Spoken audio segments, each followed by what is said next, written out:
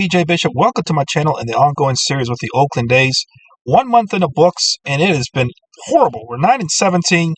That is 34. That's a 34 winning percentage. That's worse than what we've been the last 2 years. So I'm not really sure why we're so bad. I thought we'd be doing much better than this, but we are 9-17, 8.5 games back out of the division. Currently, Texas is well ahead, 17-8, and we're the last place in the AL at 9-17, 5.5 games out of a wild card spot. It's not totally impossible to get back into things. It's going to have to take a much better month of May in order for us to start building some traction towards what I thought was going to be a much better year. I thought the 100 loss seasons were a thing of the past, but nope. It seems like they're coming right back, and there's still possibility of being something we do this year, maybe even worse. It's like when I fix one thing, but another thing gets worse. Like nothing just unilaterally progresses at the same time. It's just I seem to, like, my offense has, as you can see here, it's slightly increased all across the board.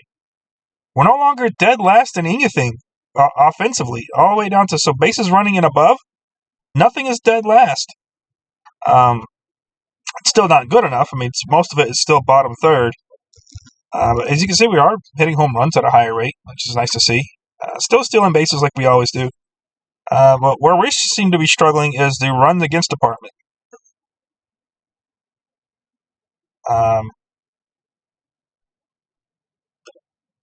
The tie for 14th in runs against. Stars ERA is 13. Bullpen, which once was a strength, top 5 last year, is just so to remind you folks, top 5 last year is 14th this year.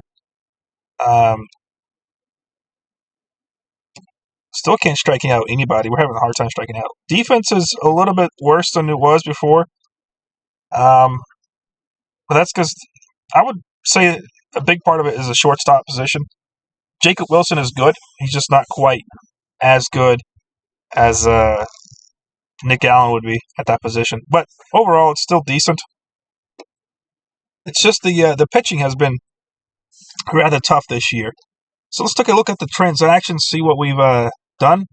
So April 4th, right as we started pretty much, left-hander David Leal placed on the 15-day IL with a sore shoulder.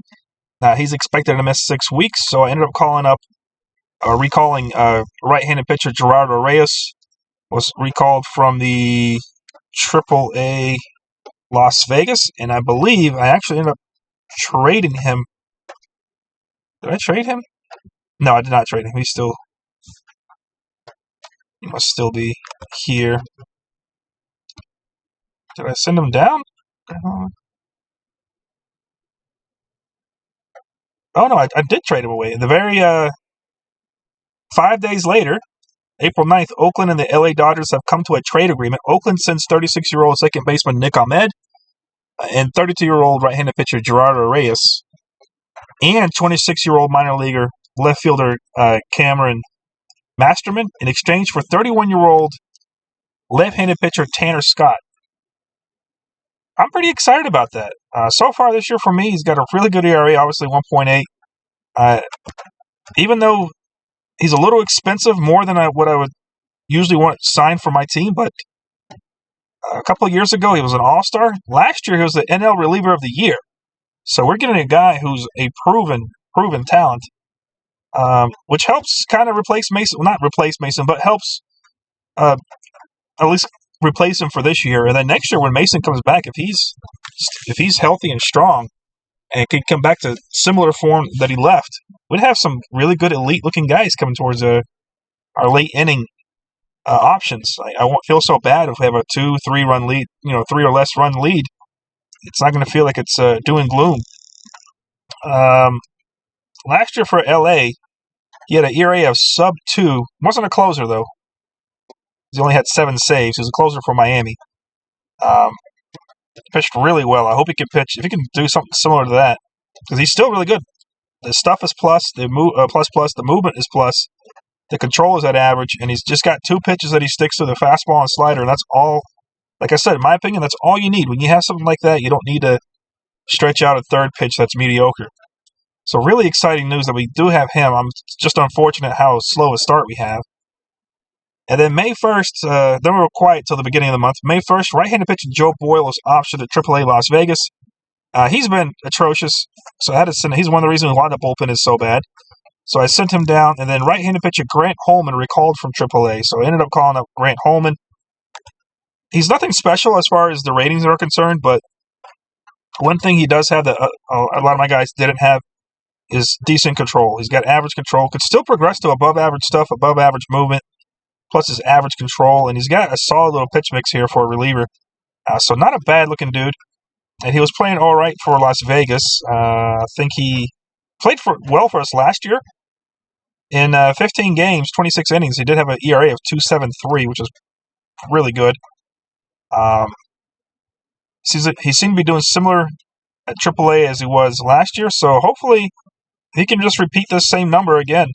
That's going to help improve our bullpen for the next month and perhaps see us take less losses, because that's been a major, major issue. And then another trade. May 1st, 2026, Oakland and Pittsburgh have come to a trade agreement. Oakland sends 31-year-old center Mauricio Dubon, center fielder Mauricio Dubon, so it was time to move on from him. His contract was expiring. He's starting to become relegated to a backup role anyway, so it's time to move on. He's 31. And I also traded 31-year-old right-handed pitcher Zach Jackson in exchange for 26-year-old right-handed pitcher Braxton Ashcraft and 17-year-old minor league right fielder Elmer Campos. Ashcraft is pretty darn good. He's actually one of my backup setup men. He could be a starter. I think he still has plenty of quality. Because his pitch mix is fantastic. He's got a plus fastball, a nearly plus slider, a plus curveball, and above average changeup. If I were to switch him over to a starter, I don't think there'll be much of an issue. Will he be a high-end starter? No, but he'll be a solid guy, possibly next year if I need him. But I think Pittsburgh has had him out of the bullpen. They had him start 2 games back in 2024, which is probably his rookie year. And then they had him working out of the bullpen. He worked out of the bullpen exclusively last year and did a phenomenal job. In 69 innings, he had an ERA of 2.45, which is just fantastic. And then and this year so far, he's got an ERA of 3.38 and in 6 games, 8 innings played. So still pretty darn good. He doesn't walk a lot of guys. As you can see, his walks per 9 is 2.2. Doesn't strike out a ton of guys, but I'm not concerned about striking out too many guys because my issue was walks. Boyle, just so you can have a point of reference, was walking guys this year at a clip of 11.5 per 9. That's probably the reason why his ERA got so bad and we had to send him down. He was giving up hits. So when you're walking tons of dudes and giving up hits, it's going to lead to some bad innings. And then center fielder Clark Elliott had his contract selected. Clark Elliott, the reason he got selected is because of Mauricio Dubon being gone. I needed someone to come in, and that was Clark Elliott. Where is Clark? He's currently platooning at center field. I got Denzel Clark batting versus righties, and I got Clark Elliott batting versus lefties. So you won't see too much action. But as you can see here, defensively, he is an absolute stud. He can play left, he can play center, he can play right at a very high level on all of them. So there's no drop-off in defense whenever I put him in. And he was having a solid start to AAA. As you can see, he was a couple of years ago when I first got here, he was at high A. He only played 4 games there because he was just crushing it. Put up in AA where he put up decent numbers. He restarted the last year at AA where he looks like promoted halfway through the year. AAA, a little struggle at AAA, but you kind of expect that when you keep jumping up levels. And this year at AAA, he's doing well. So if I had to guess, if I'm following his pattern, he's probably going to struggle. But his defense is good enough to where I can live with it. Even if he's below average, but the defense is but he's playing good defense, I can live with that. And he has potential to be just a solid hitter. He's not going to be a home run guy, even though it'll just be slightly below average. He's essentially a little worse off than a prime Mauricio Dubon. But defensively, I think is more versatile in the outfield. Mauricio could also play second base, which made him really nice to have. It kind of gave me an extra player to rotate in that position in case of injuries or just a weird situation, pinch hit kind of stuff like that. But Clark he's still a formidable player. Looks like he needs to lift the ball a lot more. That's his issue with the home run, but he's not bad. I don't think he'll be a bad player. Looks like he's a contact avoid case. He's still got a little more room to grow. He's only 25. I say he's only 25, so he is getting old for a prospect, so it was time to get him up and going because of that. Plus, he was playing well enough. If you look at his history, sorry, that's not where I meant to go. I meant to look at his history.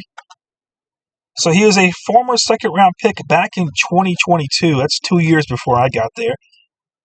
So he won the championship with the high A team. Last year, he was selected to a Texas League All-Star game, which is a Double-A. And he also won the Texas League Gold Glove Award for the center fielder. So like I said, his defense in center field is outstanding. And it's not just ratings-based. He actually did perform well enough to earn the award in the minor league system. So he's someone that I am excited for. And hopefully things pan out. Now, Ryan Johnson. He's looking like he's going to be even better than we expected. We thought he was going to be at 60. He could be potential 65. Now, he's having some rough starts. The first two, he had a really rough opening day. And then he bounced back in the second game, did well enough in the third game, did well in the fourth game. And then the last two games didn't even go 5 innings. So it's been up and down season, which you kind of expect from rookies. I don't think I will send him down even if he struggles. I would rather see him up here develop and reach his full potential. And even if he struggles, I'll live with his struggles because he'll have some good games, he'll have some bad games. It'll be just it'll be a life with a 23-year-old rookie pitcher. But looks like he's gonna blossom to even better. His stuff now looks like it might be plus, above average movement, already above average control.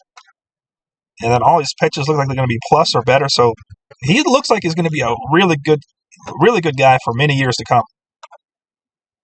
Brady Singer, not what I was hoping for results when I traded for him.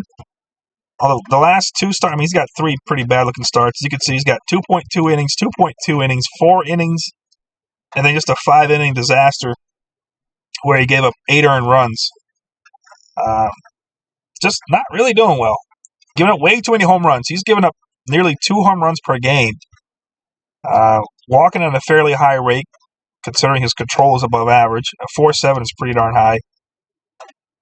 So it's not what he was. If you look at last year's version of him, the home runs were less than 1. Let's look at it. Let's compare his starting version. Home runs were less than 1, so he's doubled his home runs. He's walking about a batter and a half more. And, of course, he's striking out less, but I don't think he's really a strikeout guy. So really been disappointing considering he's a ground ball pitcher. He's given up a lot of home runs for a ground ball guy. J.P. Sears, I'm worried for the opposite reason because his ERA is pretty darn good. As you can see, he's been very consistent for us. Last 5 starts, most runs given up was 3. So he's probably the most solid pitcher we've had since I've been here, because every year he just comes in, doesn't wow you, but he just gets the job done. Steve Inman-Wells has been holding his own, even though he's a 40 overall starting pitcher. The last 2 starts haven't been pretty. Really, last 3 out of 4 starts haven't been pretty. So I hope that's not a trend that's going. That's the direction that he's going to head. Although he did sandwich it with a really good start against Seattle. But then that point didn't even last an inning in that game versus Kansas City. And then despite his best efforts, we still won the game. So that tells you that if our pitching can just get it together, we might be able to win more games. So I'm not done shopping around. I'm going to see if I can get more players eventually later on. Because one thing about getting a better minor league system is you got more ammunition to kind of start selling off players. Because you can sell off some of the older guys if you want. Call up your younger guys, and then fill a need somewhere else with the guys that you trade. So it's starting to work the way I envision it, where I can kind of pick and choose who to move, where to move them, and who to get back in return. And then and Ken Waldachek is just kind of slowly getting worse. Every start was worse and worse and worse. So much like, I'd rather see.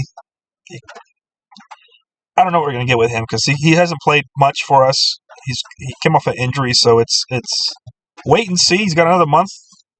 He's below average as far as I'm concerned. So I don't expect it to get much better.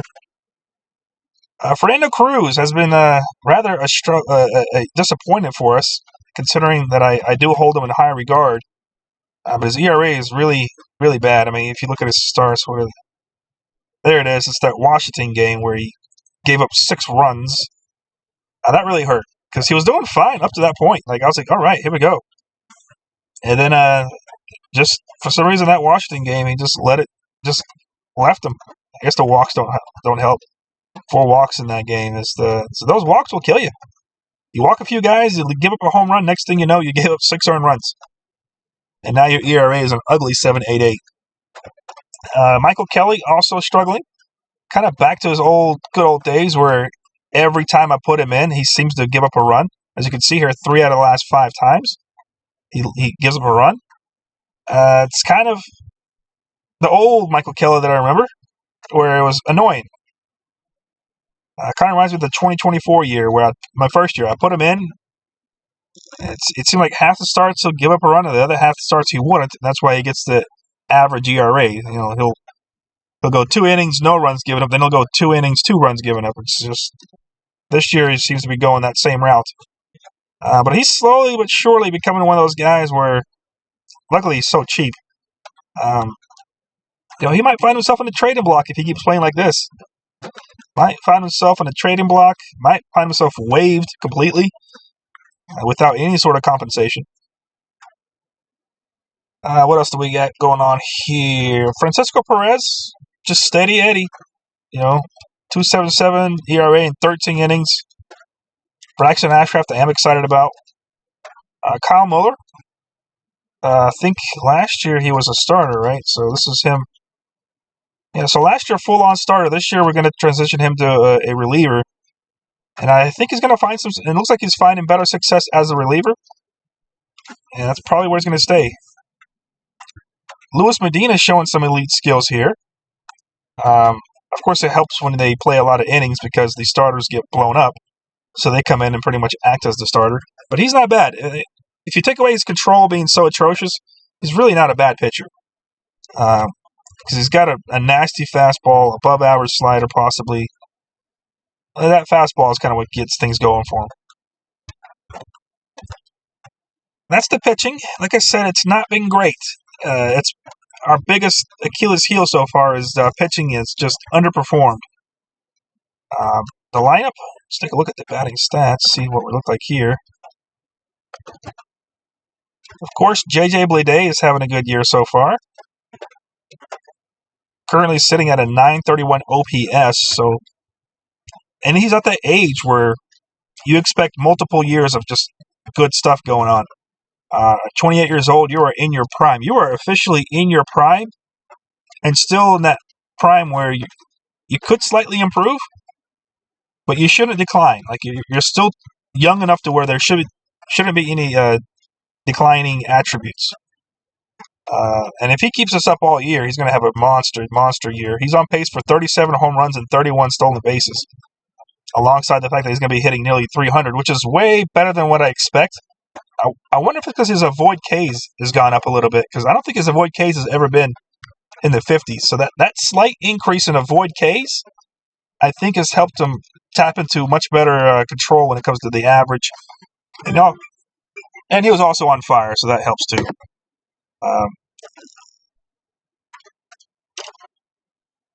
That's my guess. Just being on fire will always help you. But he's looks like he's one of the strong performers of the year so far. And then Carson Kelly, although it's probably just against lefties, I think I have him starting. No, it's first righties. So we're going to see more Carson Kelly than we're going to see Shea. I had to move Shea to the versus lefties because Shea is struggling versus righties. Very similar to I think he's 2024 season where he was up and down all year. Looks like this year he's starting off kind of down. Carson, he's solid.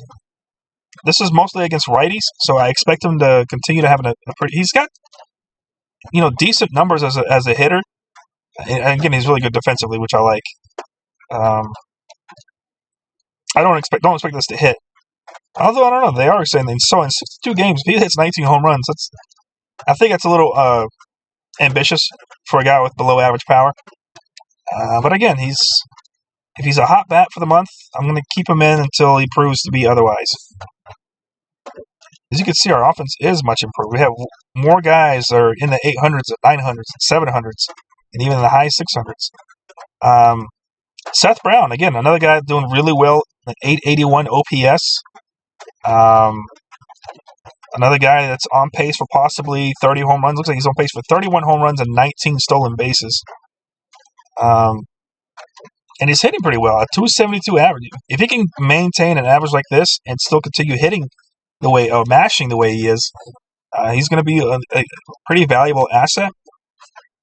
Now, the tough decision with him is, do I want to trade him? Because he will become a free agent, and he'll be 34 this year. So in July, right before the trade deadline, he'll be 34 years old. It's come to that point. Do I want a 34-year-old left fielder? Yes, he's got power, but for how many more years is that power going to stay? His defense has already declined. I don't know if you noticed or not. He used to be 60 left field, and I think 55 right field or something like that, and 50 first base. That's all gone down a little bit. So and he 40. So he did. Everything's dropped down by 5 points. So he's already kind of on the decline. I think it's best to, as much as I hate to do it because he's been so steady for us. 29 home runs last year, 17 my first year here. He's declining, he's aging, and he's not aging well because that defense is already starting to leak. The offense isn't. So hopefully I wouldn't trade him unless I get something good in return. Some good news is left fielder Estuary Ruiz is playing well. I think it's got him good enough to at least bat versus lefties. He's, again, nothing special about him because he's never been that special. But he's hitting well enough to at least see some more action than usual, which I'm happy because at one point I was worried he'll never contribute because this right here is his most valuable asset, and he can only use it if he's actually playing and getting hits, of course. Jacob Wilson. This guy's a straight-up rookie. Straight-up rookie that's already batting over 300. He's about as solid as it gets for a rookie. If I put him at second base, he'd be rated even higher. I wish his speed was a little better. I could work on that in the offseason, but I don't want to waste that. But again, this guy's hitting over 300. He's got a combined on base and slugging of 789. Not a power guy yet. I think that will come eventually because he's below average power. So you figure at least you'd figure at least 10 home runs. But he's still in bases, 75. He's on pace for 75. But the fact that he's batting over 300 as a straight up rookie, like this guy isn't like he didn't have any action last year. He went straight from AAA to major leagues this year. This is his first year doing it.